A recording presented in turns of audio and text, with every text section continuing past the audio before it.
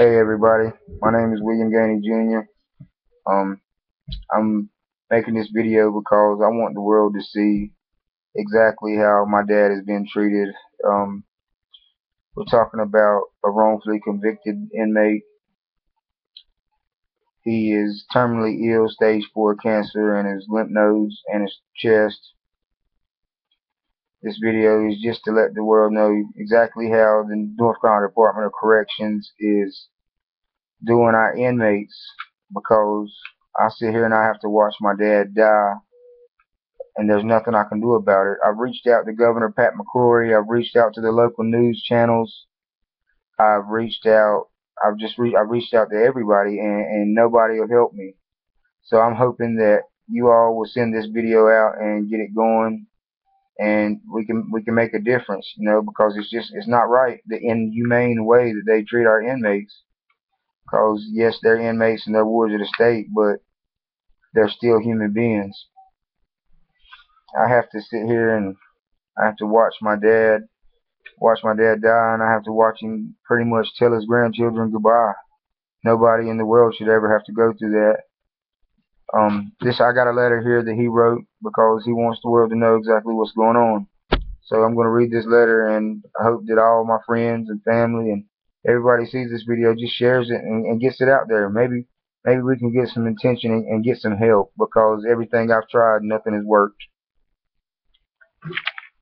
On or about March the 11th of 2013, I started noticing the soreness in my throat.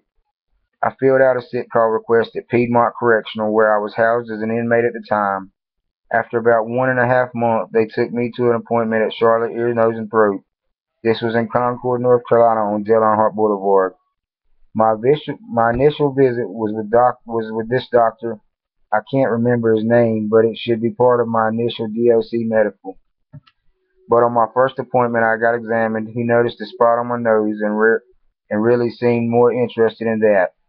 So he ordered me to start taking Zantac to see if sore throat was coming from acid reflux. And he set up future appointment to take the lesion off of nose and do a biopsy. So this occurred maybe a month later. At this appointment, I informed him that the Zantac was not doing no good, so he ordered PET scan done. May, 3 weeks later, I went to Rowan Hospital and did PET scan, and information that cancer had returned was faxed to Piedmont. They called me to the medical station and informed me that my cancer had returned, and I already had an appointment. Set for follow-up to review procedures that was done on nose. When I went back to Charlotte Ear, Nose, and Throat in Concord, I had the information of results of the PET scan. So he set up for me to have a procedure done where he did exploratory surgery. He done this surgery to see where the cancer was located at and how serious it was. So in around a month, we set up the procedure at CMC in Concord. In about 3 weeks to a month, had a follow-up at office in Concord, and he informed me that the cancer was on my voice box and I was going to have a complete laryngectomy. But he did not perform the operation, so he referred me to another specialist. So in around 2 months, I was sent to Dr. Donald Camerier at Charlotte Eye, Ear, Nose, and Throat Associates at South Park, 6035 Fairview Road in Charlotte, North Carolina. He informed me that my cancer was quite serious at a level 3, and I would be a major operation to remove voice box and complete larynx. Also, I would have a trach hole in my neck that I would breathe through for the rest of my life. I was shocked, so he set up an appointment for me and Terry Gerlach, the director of Voice and Speech Therapy and Swallowing Center, also at Charlotte Eye, Ear, Nose, and Throat Associates, so she could explain procedure and how life would be afterwards, and to have former operation recipient available so I could meet someone who had underwent the procedure, and then I would come back to him and we would discuss future plans. 1 week later, I was transferred from Piedmont to Harnett Correctional in Lillington, North Carolina. Upon arrival and initial screening with medical staff, the first thing I was told that there had been a mistake. I should have never been transferred, that someone dropped the ball and I would be going back to Piedmont. About 3 weeks to a month later, I was transferred to Albemarle Correctional in Baden, North Carolina. I went to see voice and swallowing director, and she explained everything to me, so I told her yes, I would go ahead and have the surgery. So I waited, and I waited, and I waited for weeks. And 2 to 3 weeks later, I was transferred back to Harnett Correctional Institute. Once again, medical staff was confused as why I didn't stay and get my operation. It turns out because the director hadn't wrote referral and correct place for follow-up, they didn't know what to do. Finally, around December 20th of 2013, I was transferred back to Albemarle, at which point was placed in segregation because I told them due to a previous operation from cancer in 2000, I just couldn't get up and down off the top bunk. So I was put in the hole. So finally, December 23rd of 2013, I was transported to Charlotte Medical Center and underwent a 6-hour surgery. I stayed at Charlotte Medical Center until January 1st of 2014.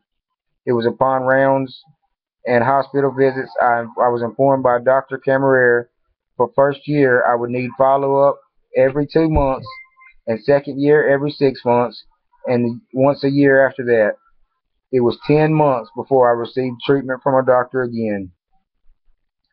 On January 1st, I was transported by ambulance to Central Prison Hospital Facility, at which time I was informed I would no longer be seeing Dr. Camerer or Terry Gerlach, and I would be transferring to UNC Chapel Hill. My first visit to UNC Chapel Hill, they wasn't even aware I was coming. Didn't know who I was or nothing else. So Dr. Kara Martin, who was my doctor at Central Prison, he worked for the Department of Corrections, set up an appointment to see radiation and chemotherapist. However, Dr. Kara Moore had already informed me that radiation was not an option because I'd had radiation in the past.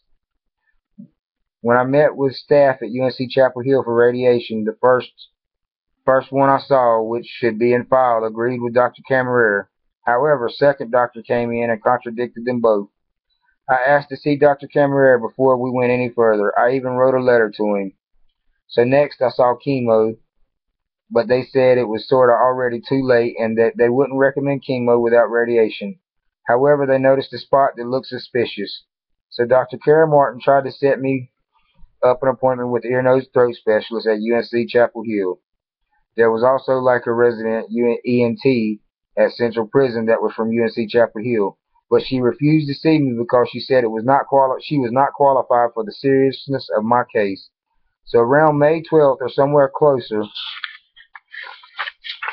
I was released from care and transferred back to Harnett Correctional in Lillington. My first day back, I lost my trach tube that kept the hole in my throat open. I laid in Harnett County for almost a month, couldn't breathe, the hole started closing up, a crust formed around it, and I was sent to speech language pathology at Chapel Hill. Let me back up a little. While I was at Central Prison, the only one I saw on a regular basis, Brian Kampke at UNC Chapel Hill, he has installed a voice prosthesis. However, I had to learn to talk in a room by myself because they wouldn't take me back for speech therapy. So they sent me to him for new trach tube. He was very upset at the state of the trach. He said I could have died, at how serious this was, that I should have saw him immediately. So after I came back to Harnett Correctional Facility, I had been noticing an ongoing pain. It wasn't severe at the time, but it was constant and in the same area. I mentioned it to a nurse McCall and a nurse Tracy. They said I should go ahead and fill out sick call to be seen by ENT because it could be something serious. I did as I was told, but it seemed that no one was going to set up an appointment, so I finally wrote a grievance. And keep in mind, though, I wrote many grievances that should be part of permanent file. So finally, an appointment was set up, but not to ENT in Charlotte, which was everyone at UNC Chapel Hill's opinion and referral. They scheduled me an appointment to go back to see resident at Central Prison. Her first words were, "Why did they send you to me? We've already been through this, and I cannot treat you. It is out of my field." However, she was very upset that it was like August and I hadn't saw ENT doctor since my surgery. Remember, this is 10 months later. She said with my symptoms, I should have seen someone long time ago. She said once again she was going to make a referral. They sent me back to Dr. Camerer at South Park, and she was going to keep track of my case, and she was going to fax her boss once again. I was told I should see specialists every 2 months. So finally, around September, they scheduled me an appointment to go to Eye, Ear, Nose, and Throat, Charlotte Associates of South Park in Charlotte. Dr. Camarera, his words were at the time that PET scans were expensive. If it got worse, we would do one. They couldn't believe I hadn't saw no one. So he set up a follow-up for 90 days. In the meantime, by the way, I have been transferred back to Albemarle by this time. So in November, my face starts to swell really bad. So finally they set me up to go back to Eye, Ear, Nose, and Throat Dr. Camarera. Sent me to CMC to get PET scan on the 19th of December. December 23rd, I was told that the PET scan indicated I have 3 spots of cancer, 2 in my throat and 1 in my upper chest. He referred me to the Levine Cancer Center about 3 weeks later. I saw the Dr. Carrizosa. Like said, we would try some chemo, and he had to find out from old records at UNC Chapel Hill if we could do more radiation. However, he didn't think we could cure it at this point.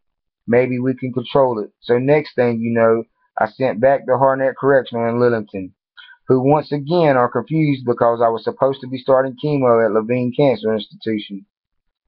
It is now January the 22nd, and no one really knows anything. I've been through my struggles for pain medicine prescribed by ENT and oncologists. I've been put in lockup and segregation for trying to get my pain medicine. I've been put in the hole for 6 days. When I came out, the doctor said that I looked like I was about to die. I believe I will die before they do anything. There's been an awful lot of movement from doctor to doctor, from camp to camp. I filed several grievances.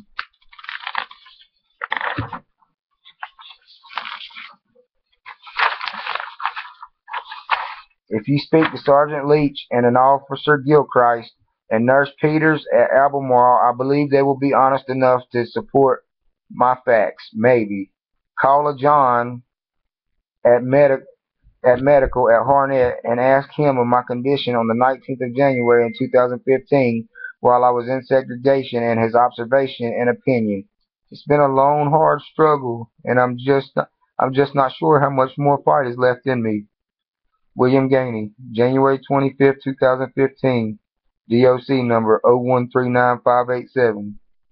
On approximately 2:10:15, late at night, my dad was rushed to Central Prison, and as soon as he got there, he was rushed to UNC Chapel Hill. At 8:30 a.m. on the 11th, he was entered back into Central Prison as a regular inmate under no medical treatment. On 2/16/2015, I was called and informed that my dad was in ICU. I don't know where he's at. I don't know how bad he is, and I can't get any information. I've called the prison several times trying to get the information to find out what's going on with him, but nobody will return my calls. It's really tearing me up inside to know that I'm sitting here and my dad is laying there chained to a hospital bed dying, and nobody cares to help.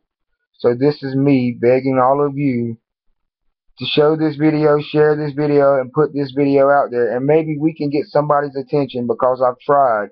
I've tried with Fox 8, News 2, Governor Pat McGrory of North Carolina. I fought Congress, the warden at Central Prison. Nobody will give me any information. So please, please, don't let the last time my dad see his grandchildren be the last time he's seen them. Thank you. My name is William Gainey. My email is gainey1987@gmail.com.